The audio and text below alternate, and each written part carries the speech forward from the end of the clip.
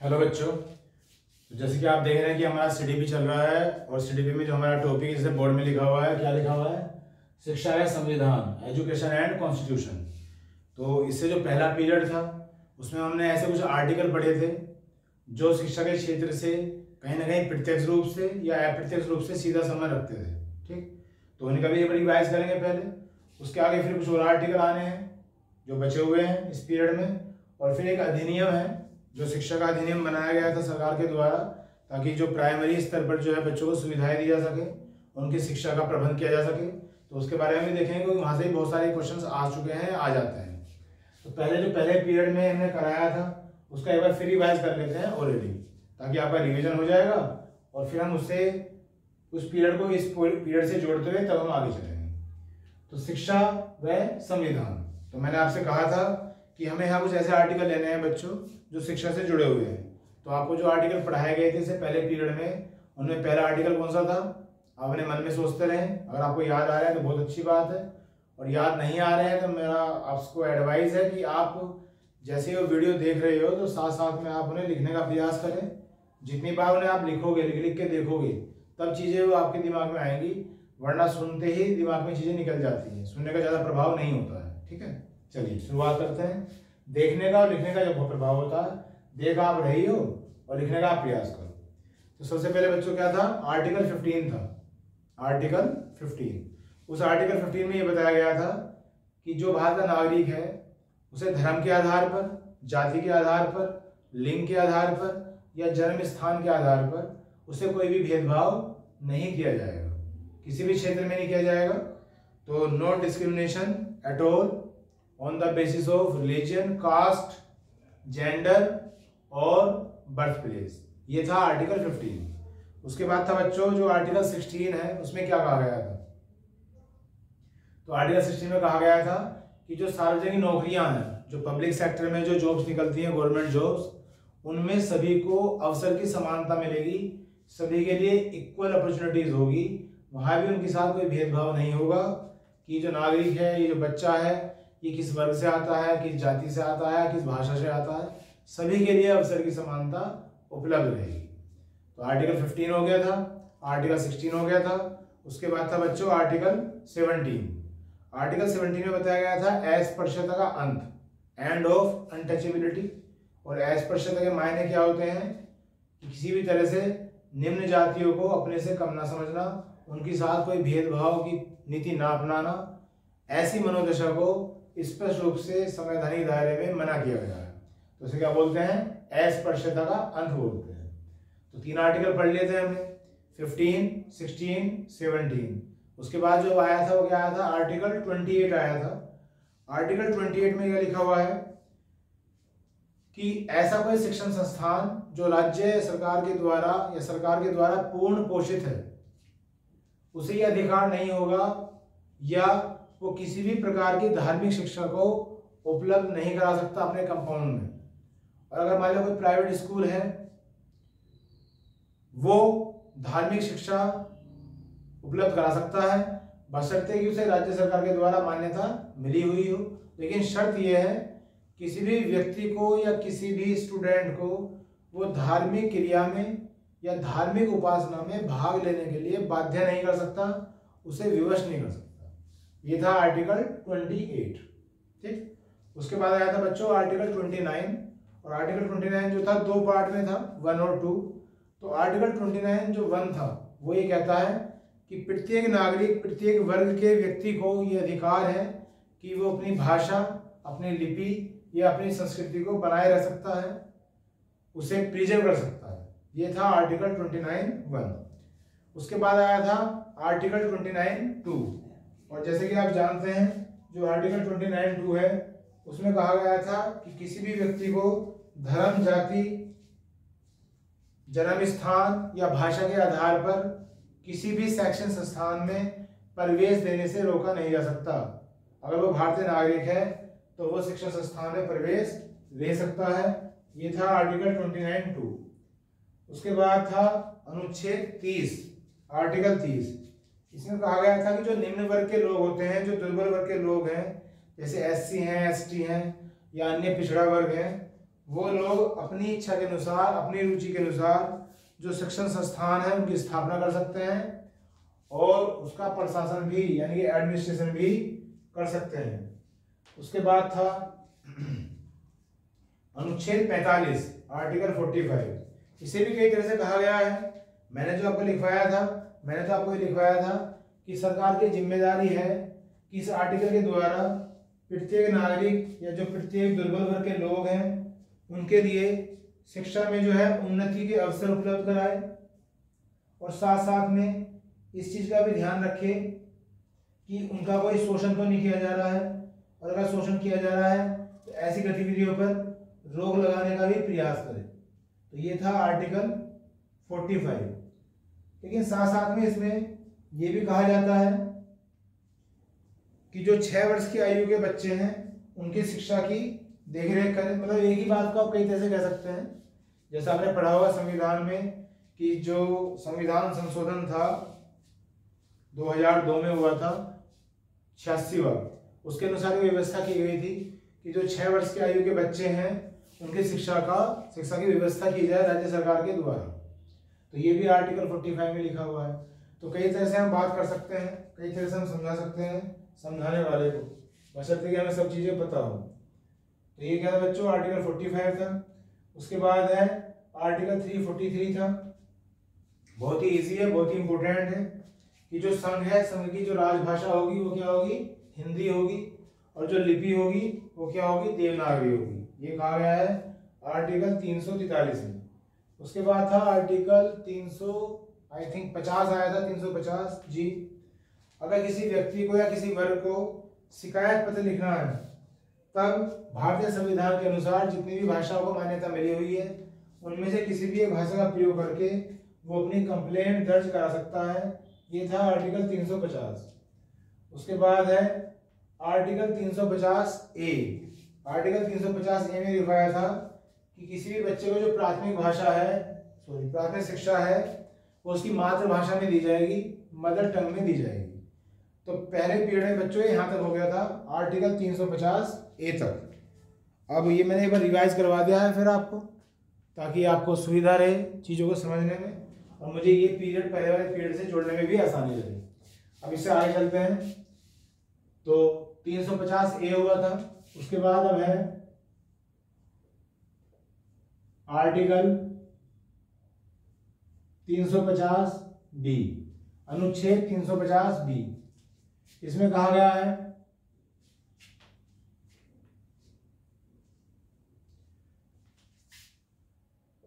भाषा के आधार पर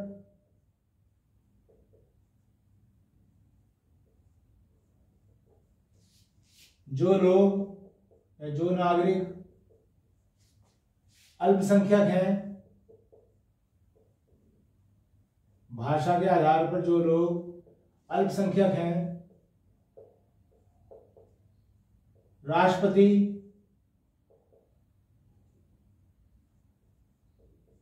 इनके लिए एक विशेष अधिकारी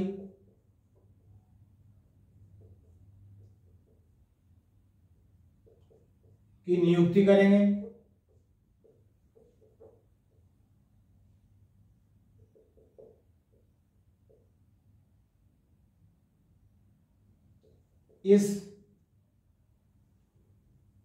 यह अधिकारी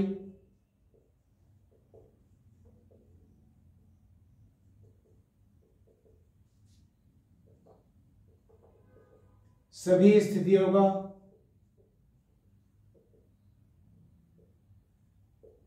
अवलोकन करेगा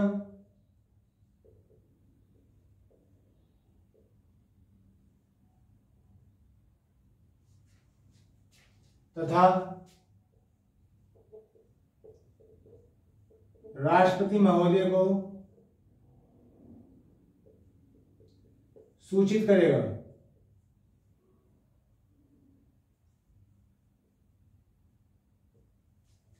इसके बाद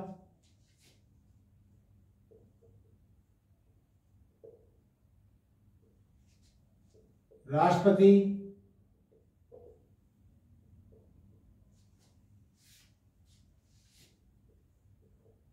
इस विषय को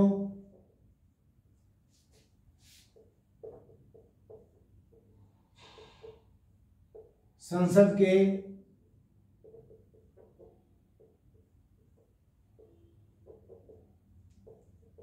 दोनों सदनों में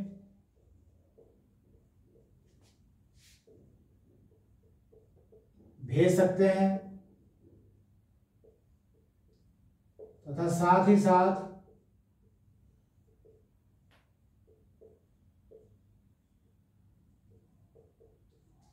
राज्यों को भी भेजा जा सकता है।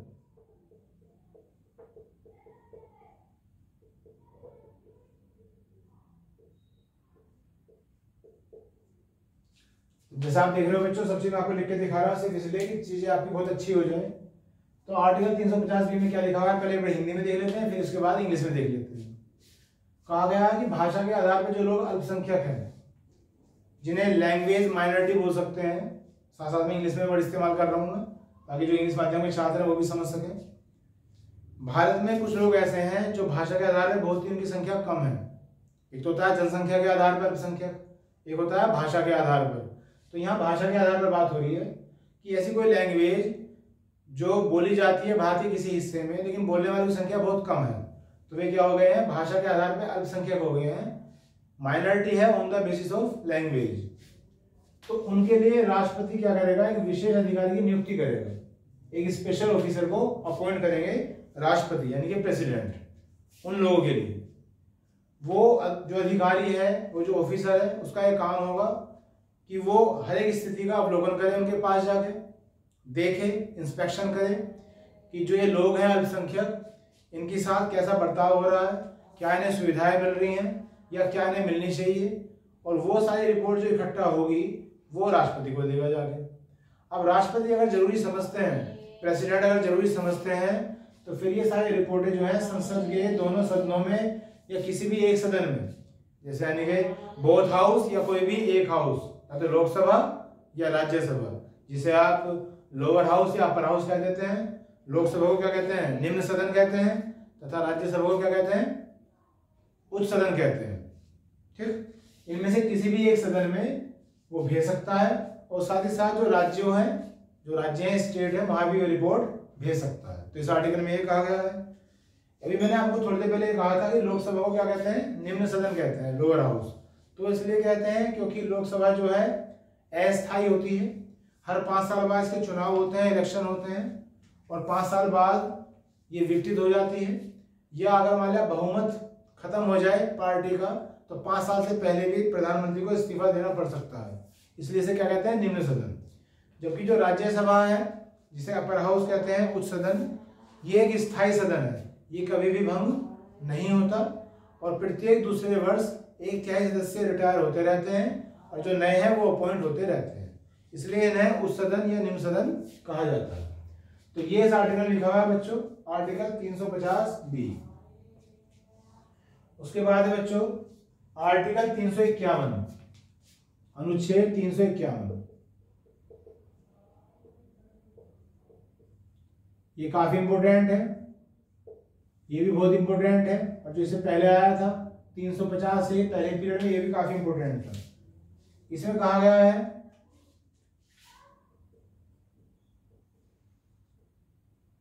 हिंदी का विकास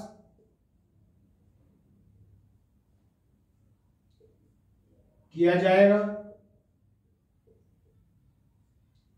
तथा इस भाषा को प्रोत्साहित करो, इस भाषा को प्रोत्साहित करो, ये लिखा हुआ है। तो हमने अभी पढ़ा था कि जो हिंदी भाषा है वो संघ की जो है राजकीय भाषा है, राज्य भाषा है, और इसलिए इस आर्टिकल में कहा गया है कि जो हिंदी है उसका विकास करो, उसे डेवलप करो तथा उसे प्रोत्साहित करो, इसे एनकरेज करो। तो ये बच्चों कुछ आर्टिकल थे जो शिक्षा के क्षेत्र से जुड़े हुए थे और हैं कहाँ के, हमारे संविधान के। तो इनका आप स्पेशल ध्यान रखेंगे। उसके बाद अब नेक्स्ट इंपोर्टेंट पॉइंट आ रहा है जो एग्जाम में बहुत ही इंपोर्टेंट है, और वह है शिक्षा का अधिकार अधिनियम 2009। यहाँ से क्वेश्चन आता ही आता है। तो इसे बहुत ध्यान से सुनना है और समझना है। इसे लिख लेते हैं पहले। तो हेडिंग है शिक्षा का अधिकार अधिनियम 2009, ये हमारा हेडिंग है।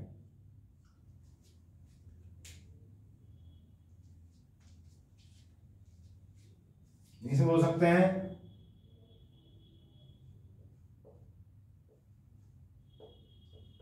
एजुकेशन एक्ट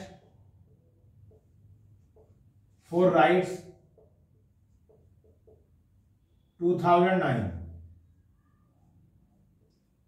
तो ये हेडिंग खुद ही बता रहा है कि ये तो आर्टिकल पढ़े हैं हमने, ये हमने अनुच्छेद पढ़े हैं जो हमें या भारतीय नागरिकों को जागरूक करते हैं कि उनके जो है संवैधानिक अधिकार क्या क्या हैं, जो उनके कॉन्स्टिट्यूशनल राइट्स हैं वो क्या क्या हैं शिक्षा को लेकर, एजुकेशन को लेकर।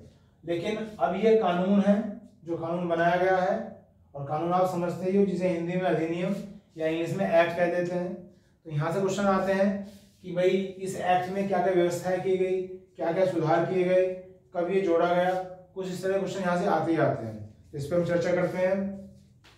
तो सबसे पहले तो कुछ मुख्य बातें करेंगे। पहली बात यह है कि 4 अगस्त 2009 को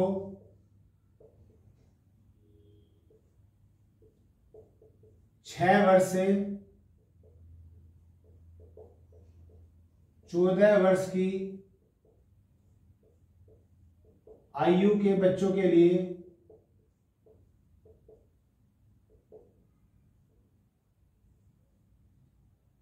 उन्हें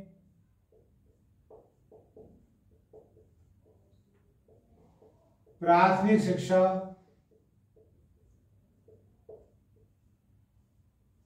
उपलब्ध कराने के लिए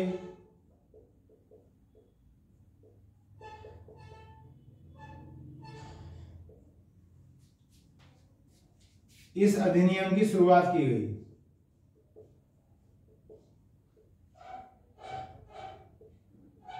इस अधिनियम की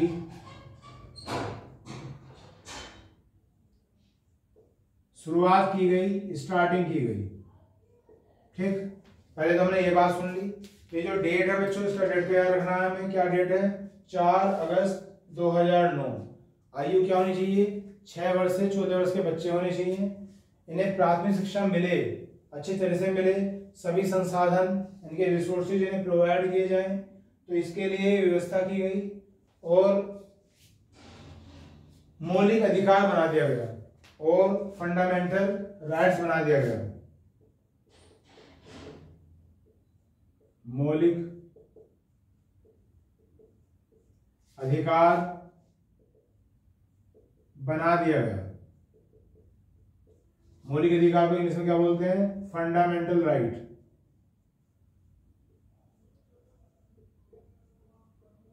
जब हमारा संविधान बन रहा था तो ये जो मौलिक अधिकार है ये भी आपको पता है कहां से लिए गए हैं? अमेरिका से लिए गए हैं, यूएसए से लिए गए हैं। एक तो मौलिक कर्तव्य होते हैं, फंडामेंटल ड्यूटीज, जिनकी संख्या 11 है, तो वो तो लिए गए हैं रशिया से, यूएसएसआर बोल सकते हैं, सोवियत संघ।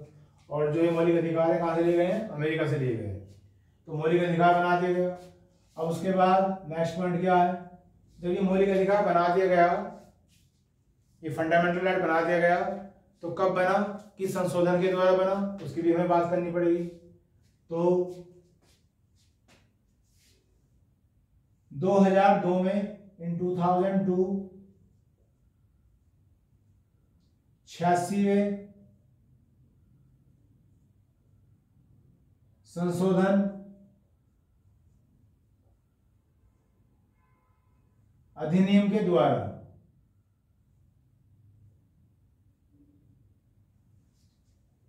संविधान के द्वारा भाग 3 में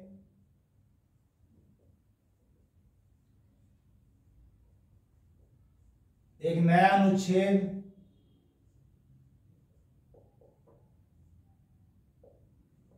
21A जोड़ा गया। तो इस पॉइंट को सीखिए, सुनिएगा कि जब ये मौलिक अधिकार बना तो जो संशोधन अधिनियम था, जो संशोधन था वो कौन सा था? 86वां संशोधन था 2002। और जो भाग है संविधान का भाग 3 और जो आर्टिकल है वो क्या है बच्चों? 21A। ठीक, तो इसके द्वारा ये मौलिक अधिकार बनाया गया है। और उसके बाद एक पॉइंट आएगा 1 अप्रैल 2010 से यह अधिनियम यानी कि दिस एक्ट संपूर्ण देश में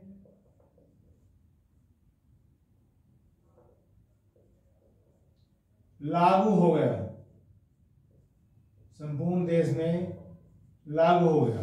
तो अगले साल यानी कि 2010 1 अप्रैल 2010 से पूरे देश में यह कानून बन गया और क्या हो गया? लागू कर दिया गया, लागू हो गया।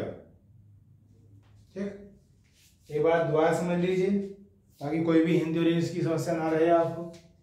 शिक्षा का अधिकार अधिनियम 2009, एजुकेशन एक्ट फॉर राइट्स 2009, 4 अगस्त 2009 को 6 वर्ष से जो 14 वर्ष की आयु के बच्चे होंगे उनके लिए प्राथमिक शिक्षा उपलब्ध कराने के लिए, प्राइमरी एजुकेशन देने के लिए एक अधिनियम बनाया गया और ऐसी व्यवस्था की गई कि इसे मौलिक अधिकार बना दिया गया, फंडामेंटल राइट बना दिया गया।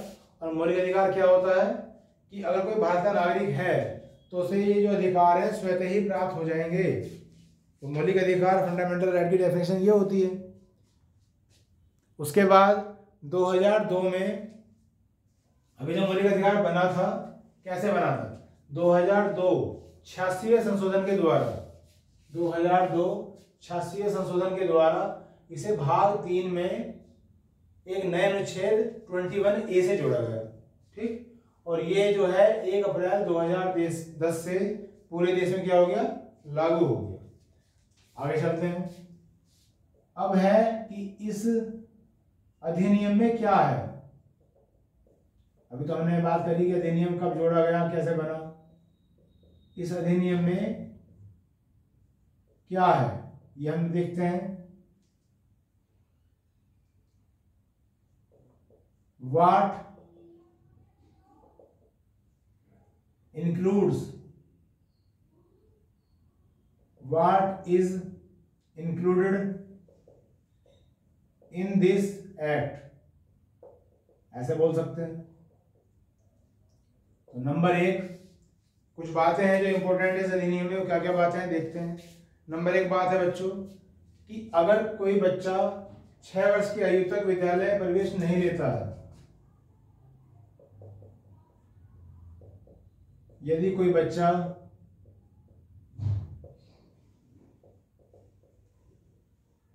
6 वर्ष की आयु तक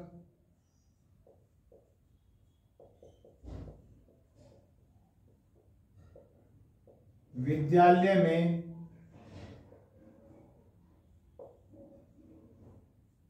प्रवेश नहीं लेता है, तब इसके बाद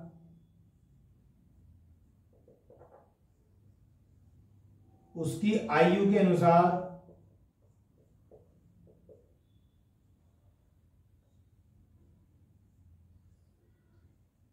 उपयुक्त कक्षा में प्रवेश दिया जाएगा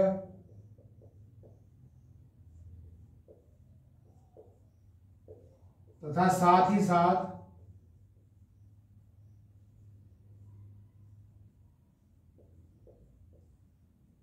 अध्ययन, प्रशिक्षण भी दिया जाएगा।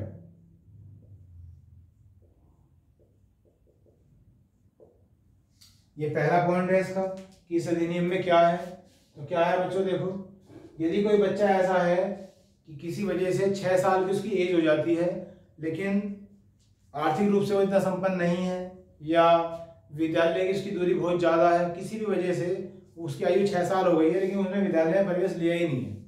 अब उसके बाद जो सरकारें हैं उनका दायित्व ये होगा कि अगर ऐसा बच्चा कोई है तो उसे ढूंढा जाए और उसे जो है प्रवेश दिलाया जाए। और जब उसे स्कूल में प्रवेश दिलाया जाएगा तब उसकी आयु के हिसाब से, वो 8 साल का आया है स्कूल में, या 7 साल का आया है, 9 साल का आया है, उसकी आयु के हिसाब से जो उपयुक्त कक्षा होगी उसी में उसका एडमिशन दिलाया जाएगा।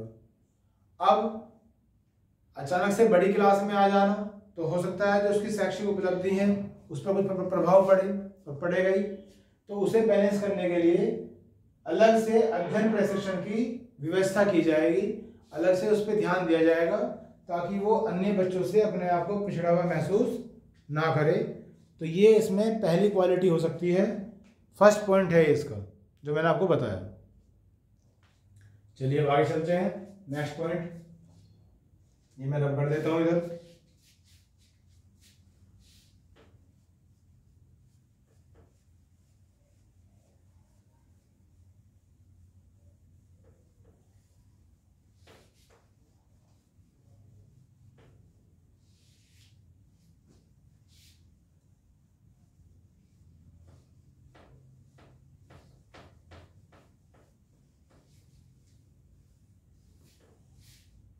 जी आगे देखिएगा। तो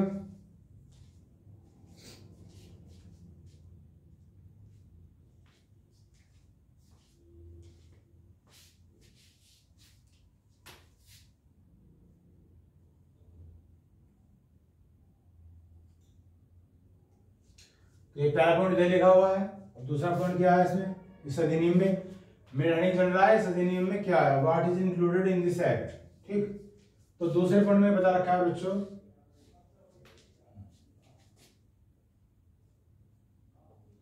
किसी भी बच्चे को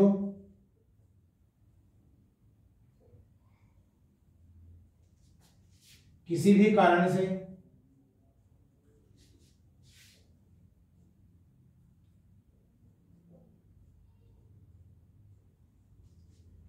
विद्यालय में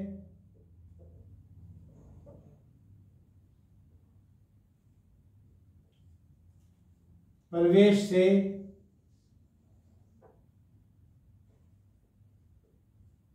मना नहीं किया जाएगा।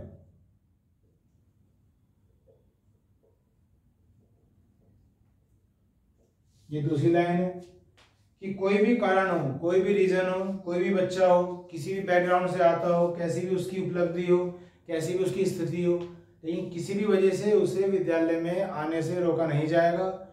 ऐसी कोई भी स्थिति नहीं बननी चाहिए कि उसे प्रवेश देने से, एडमिशन देने से मना कर दिया गया स्कूल में। ये इसकी दूसरी विशेषता है। उसके बाद तीसरा है, किसी भी कारण से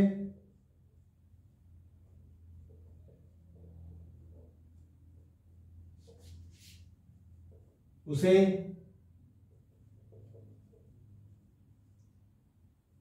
विद्यालय से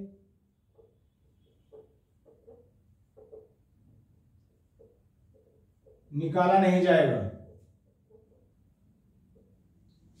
अब ये क्लोज भी जरूरी था कि मान लिया रूल में, एक्ट में ये तो आ गया कि भाई एडमिशन हो गया, लेकिन उसके बाद कुछ बातें बताकर या कुछ ऐसी स्थिति पैदा करके उसे स्कूल से निकाल दिया गया, तो फिर जो एक्ट बनाया गया है उसका जो वास्तविक कारण है वो कहीं ना कहीं पीछे रह जाएगा।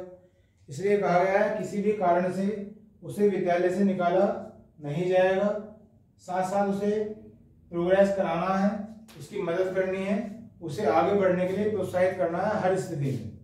ठीक, उसके बाद चौथा पॉइंट है, इसकी चौथी विशेषता है कि 8वीं कक्षा तक, 8वीं क्लास तक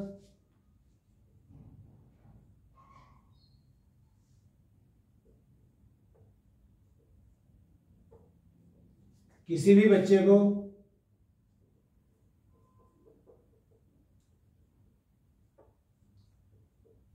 फेल नहीं किया जाएगा, अनुत्तीर्ण नहीं किया जाएगा। 8वीं कक्षा तक चाहे कोई बच्चा कितना भी कमजोर क्यों ना हो अध्ययन में, उसे आगे बढ़ने के अवसर दिए जाएंगे, उसकी सहायता दी जाएगी, उसे फेल नहीं किया जाएगा, उसे आगे प्रमोट होने से रोका नहीं जाएगा। तो ये जो एक्ट बना था बच्चों, इसकी 4 विशेषताएं हैं जो मैंने आपको लिखी।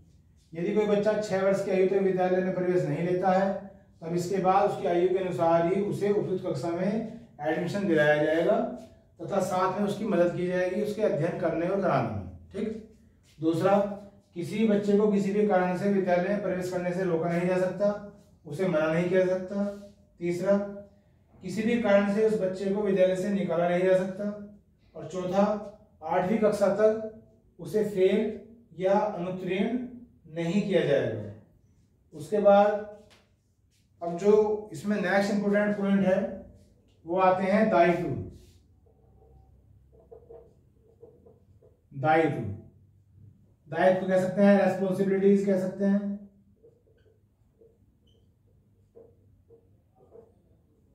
ये जो एक्ट बनाया गया है इसलिए बनाया गया ताकि भारत का जो छोटा बच्चा है उसकी जो प्राथमिक शिक्षा है वो सुचारू रूप से आगे बढ़ सके। तो ये काम तभी होगा जब इस शिक्षा के क्षेत्र से जितनी भी चीज़ें या जितने भी व्यक्ति जुड़े हुए हैं उनके अपने अपने दायित्व हों, उनकी अपनी अपनी रेस्पॉन्सिबिलिटी हो और हर कोई व्यक्ति या हर कोई संस्था अपने दायित्वों का पूरी तरह से निर्वहन कर सके। तो अब ये दायित्व किस किस के हो सकते हैं ये देखेंगे। ये दायित्व हो सकते हैं केंद्र सरकार के,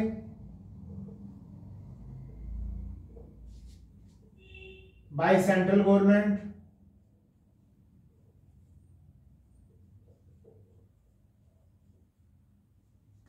दूसरा जो राज्य सरकार होती है इसके दायित्व हो सकते हैं स्टेट गवर्नमेंट,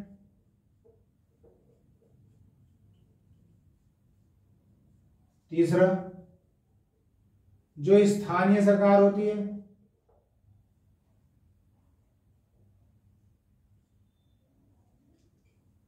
रीजनल गवर्नमेंट या लोकल गवर्नमेंट भी कह सकते हैं, चौथा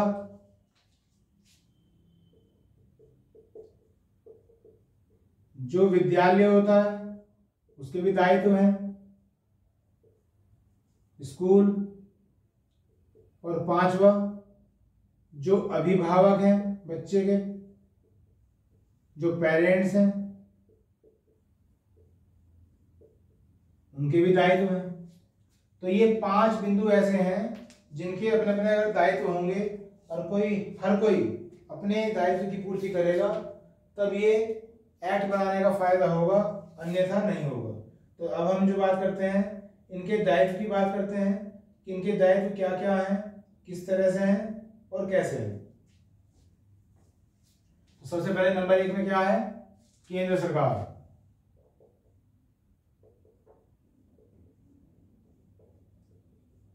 केंद्र सरकार के दायित्व,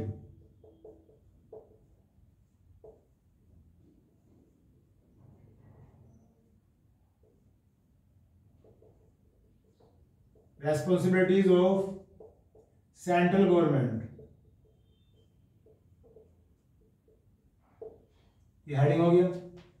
तो इनके दायित्व में क्या आता है बच्चों, देखिए पढ़ते हैं।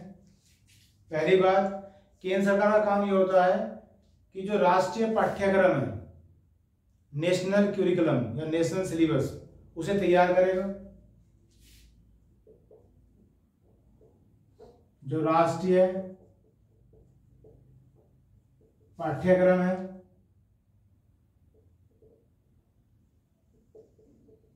का निर्माण,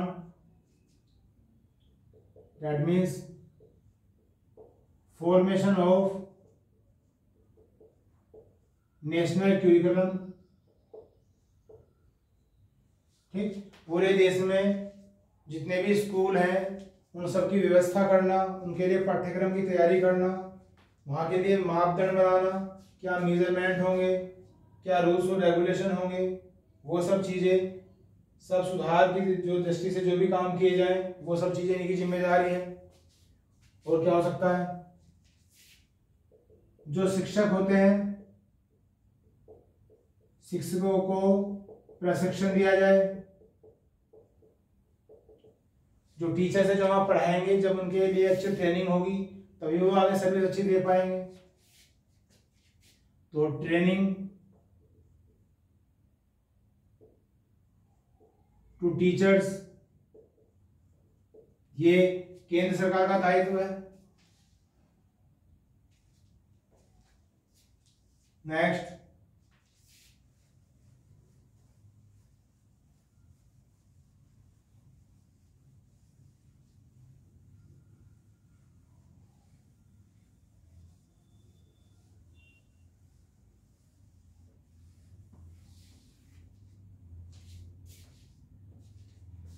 उसके बाद नेक्स्ट पॉइंट में आता है बच्चों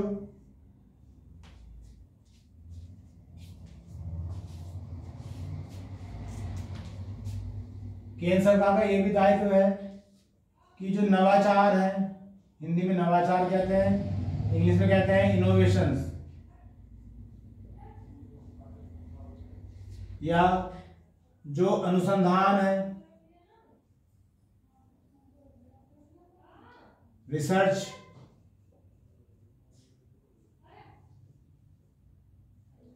या जो नियोजन है, इंग्लिश में कहते हैं प्लानिंग।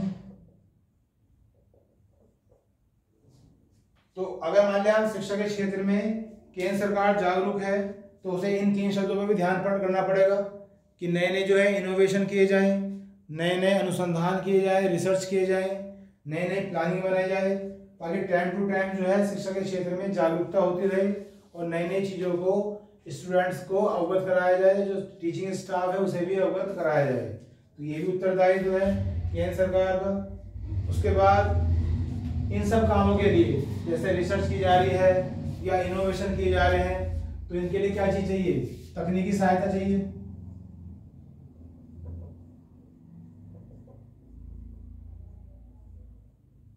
तकनीकी सहायता, टेक्निकल हेल्प। तो जो भी टेक्निकल हेल्प मिलेगी वो सेंट्रल गवर्नमेंट सुनिश्चित करे कि ये दी जाएगी। और इसमें जो भी खर्चा आता है, जो भी एक्सपेंडिचर होता है, जो भी खर्चा होता है,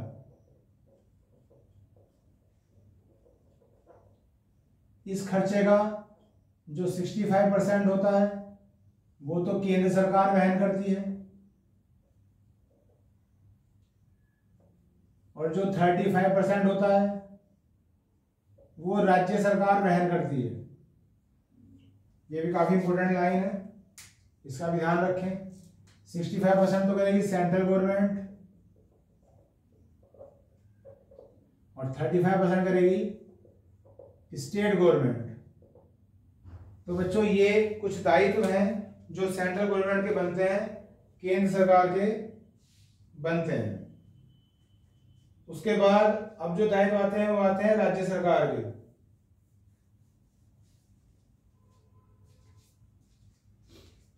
राज्य सरकार और क्या स्थानीय सरकार, तो दोनों को एक बार में लिख देते हैं। दूसरा पॉइंट और तीसरा पॉइंट, राज्य सरकार तथा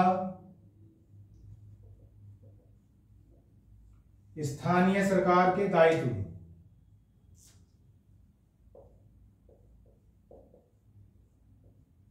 स्थानीय सरकार के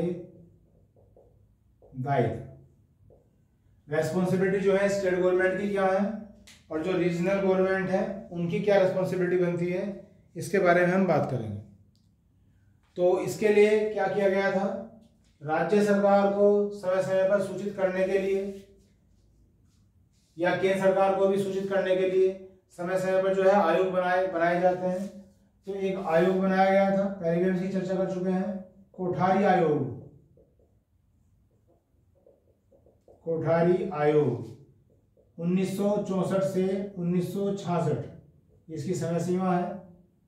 कोठारी आयोग, आयोग को बोलते हैं कमीशन। तो जब ये आयोग बनाया गया, पहली बात तो कोई ऐसे पूछे भी कोठारी आयोग का संबंध क्या है, तो आप कहेंगे शिक्षा के क्षेत्र में सुधार करने के लिए आयोग बनाया गया। ठीक, तो अब ये जो कोठारी आयोग ने अपनी जो एडवाइस दी, इसने दी है कि जो प्राथमिक विद्यालय हैं,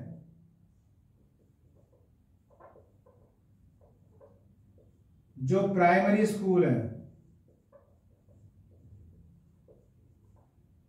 वो 1 किलोमीटर के दायरे में ही होनी चाहिए। जहां से बच्चा चलेगा उसके 1 किलोमीटर के अंदर अंदर ही प्राथमिक विद्यालय होने चाहिए, ताकि सबको शिक्षा के समान अवसर मिल सके। उसके बाद जो माध्यमिक विद्यालय होते हैं वो होने चाहिए 3 किलोमीटर के दायरे में। जो प्राइमरी से ऊपर स्कूल आते हैं माध्यमिक, वो होने चाहिए 3 किलोमीटर के दायरे में। ये कोठारी आयोग ने अपनी सिफारिश की या अपनी सुझाव दिया, और राज्य सरकार और स्थानीय सरकार दोनों के दायित्व बने कि इन डिस्टेंस पे सारी जो सुविधाएं हैं यानी कि जो विद्यालय हैं उनका निर्माण कराया जाए ताकि सभी बच्चों को आसानी से शिक्षा व्यवस्था उपलब्ध कराई जा सके। ठीक, तो ये दायित्व बनते हैं बच्चों राज्य सरकार के और स्थानीय सरकार के। उसके बाद जो दायित्व हैं वो आते हैं विद्यालयों के दायित्व।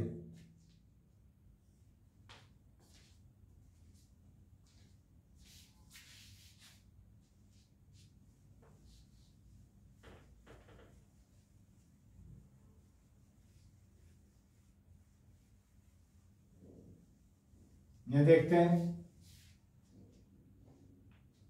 2 और 3 तो मैंने यहां कर दिए थे। नंबर 4 है अभी जो विद्यालय हैं, विद्यालयों के दायित्व।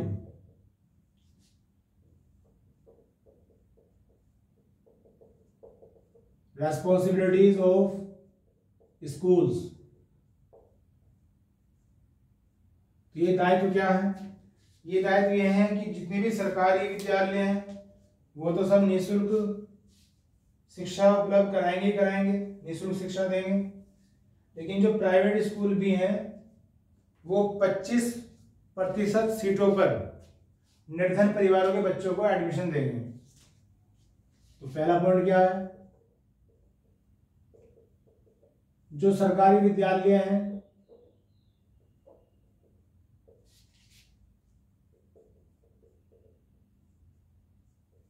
वो निःशुल्क शिक्षा प्रोवाइड कराएंगे।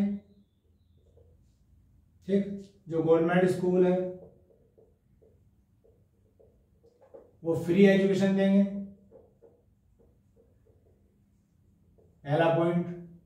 दूसरा पॉइंट क्या हो सकता है? जो सरकारी विद्यालय नहीं है, जो प्राइवेट है या पब्लिक स्कूल है, उन्हें भी यह सुनिश्चित करना होगा इस एक्ट में कि जो 25% सीट्स हैं वो उन बच्चों के लिए हो जो गरीब परिवार से आते हैं, जो निर्धन परिवार से आते हैं।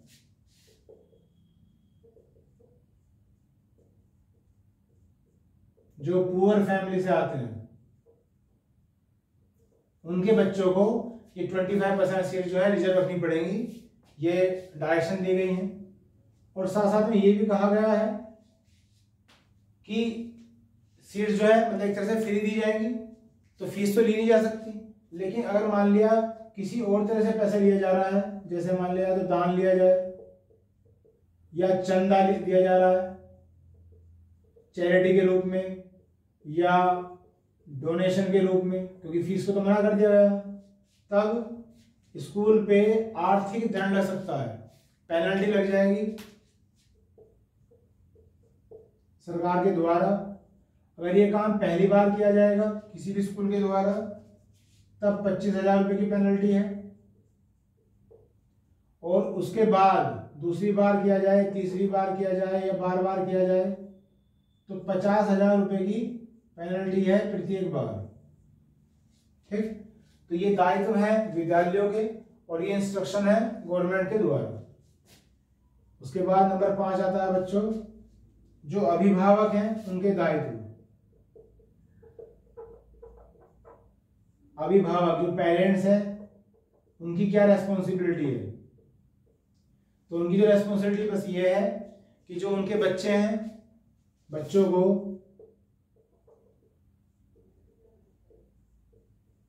समय पर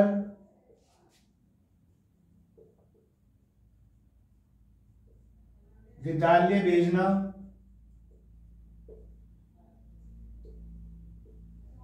सुनिश्चित करें।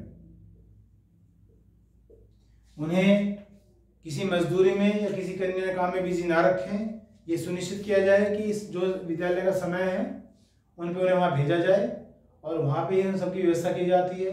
यहाँ तक कि जो मिड डे मील सुना होगा आपने, खाने की व्यवस्था, हेल्थ प्रोग्राम चलाए जाते हैं, तो शिक्षा के साथ साथ हेल्थ को भी, स्वास्थ्य को भी बढ़ावा मिलता है, खाने की भी व्यवस्था होती है। तो ये सब प्रोग्राम हैं जो गवर्नमेंट के द्वारा चलाए जाते हैं, और ये है शिक्षा का अधिकार अधिनियम, education act for rights in education. 2009 में बनाया गया था और यहाँ से क्या क्या इंपॉर्टेंट क्वेश्चन आ सकते हैं वो सब चीज़ें मैंने आपको बता दी हैं, करा दी हैं। उम्मीद है कि आपको समझ में आया होगा। बस इस पीरियड में इतने रहने देते हैं, बाकी जल्दी ही नेक्स्ट पीरियड में मिलेंगे। बाकी थैंक यू वेरी मच।